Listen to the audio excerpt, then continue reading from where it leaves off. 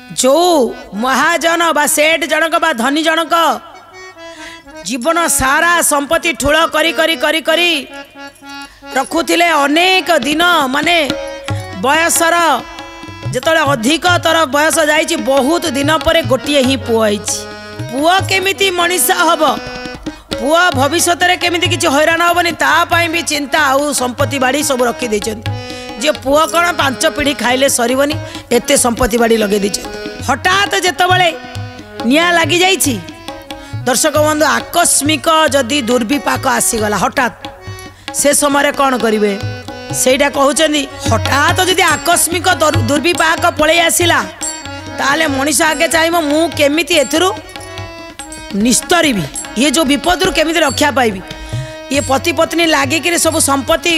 बाहर को नौचंदी गोटे गोटे डाक मारुचंदी रक्षा कर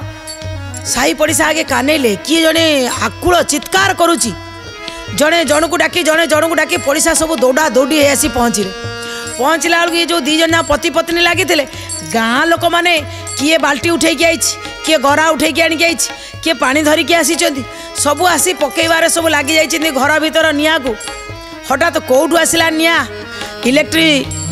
रु निआ लगिला कि कौन केमिति निआ लगिला कि मशा धूप लगी निआ लगिला कौटू निआ लगिला क्या जना ना लोक मैंने गाँ सारा लोक पानी आणुचंदी पकई चली किछि लोक पानी पकईबार लगी किछि लोक आंक सांगरे संपत्ति की उठेबारे लगी किछि उद्धार करदेला परे गाँ लोक माने पूरा धुआं जे गाँ सारा केही भी सोई पारुना सबू लोक आसी निया आयतर पहुँचीगला जेतले आयतर पहुँचीगला दर्शक बंधु जीवन होची एमिति एक घड़ी संधि मुहूर्त आनी पहुँचे दिए कौन कहुव माँ कहले जा हऊ एते संपत्ति बाड़ी रहीगला किछि नले पुनर्बार बेपार आरंभ करिब आउ जा हऊ एतिकिरु पुणी थरे नुआ करी आमे जीवन आरंभ करबा आउ मो पुअर किछि असुविधा हबनी मो पुओ काई एतो बळे मार मन पइला एतो बळे बापार मन पड़िला अरे ये संपत्ति बाड़ी रखी साला परे मो पुओ आगुरु आज्ञा पुओ कथा मन नथिला बाबूचंदी मो पुओ कुआड़े गला मोर एकईर बड़ा विशिकेशन अरे संपत्ति की ठूल करू करू मो पुओ कुआड़े गला बापा कहते अरे एत लोक गधा होते क्या सागर पलि जाई देख माँ आख घर जा तुम मो पुओ को देखीच क्या पचार तुम मो पुओ को देखीच समस्त कहते ना तो कहीं आम गला बेल तुम पुओ को देखी नु माँ आज्ञा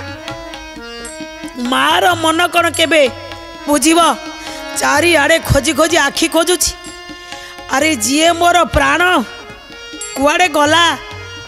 अरे मो पुआ घर भितर आ रहीगला कि संपत्ति आणु आणु अरे मो पुआ शोईथिला हाय मो हतबागी संपत्ति गोटौथिली मो पुआ शोईथिला किए टिके देख प्रभु किए टिके जाई देख गाँ लोक माने पुआ रूम को खोलीदेला बेलू से खट उपर शोई हेले जलिकी पाउस हो भारी सुंदर देखिया थिला बयसर अपराह्न जन्म होता भारी साई सारा गाँ सारा लोक से पिलाटी भारी भल पाते भारी सुधार मार तो सी प्राण थिला जीवन में मते लोक केते कथा कही संतानटी हो नथिला बोली संतानटी पाइबा पाई केते दियो देवता को पूजा करी थी ये संपत्ति कहा पाई मु रखी थी जदि पुओ नहीं से पड़ी जाइथिबा सब को धरी माँ भो भो यही कांदु थाए घड़िए घड़िए छोब जाऊ थाए हाई मो काईकि मो मन भितर आसिलानी संपत्ति की आगे देखिली दौड़ी जाई मो पुओ को मु घोसारी आनी पारि न थांती जानी पारिलानी सोई थिला मो पुओ आउ बिलपी बिलपी बापा माँ ये संपत्ति की काई एकाठी करिथिलु कौन करिबी ए संपत्ति गाँ सारा लोक बुझौचंदी कहउचंदी अरे तुम्हें प्रथमे जेतबेले निया लागिला आगे पुओ को खोजिल संपत्ति बड़ ना पुओ बड़ ये संपत्ति कहाँ पाई पुओ थिले राकेश भाई मोर कहले पुओ थिले आज्ञा केते संपत्ति आसीबो पुओ निश्चित दरकार किंतु बापा संपत्ति के आगे देखीदेले माँ को देले नहीं चले माँ भी से सुना रूपा टंका पछरे पड़ी गले बापा संगे लागू लागू पुओ जलीगला माँ से पुओ को दौ न थाए गाँ सारा लोक कहले अरे विधि अच्छी जो सबको सत्कार करी तार सब संस्कार करिया को पड़िबो नहीं गले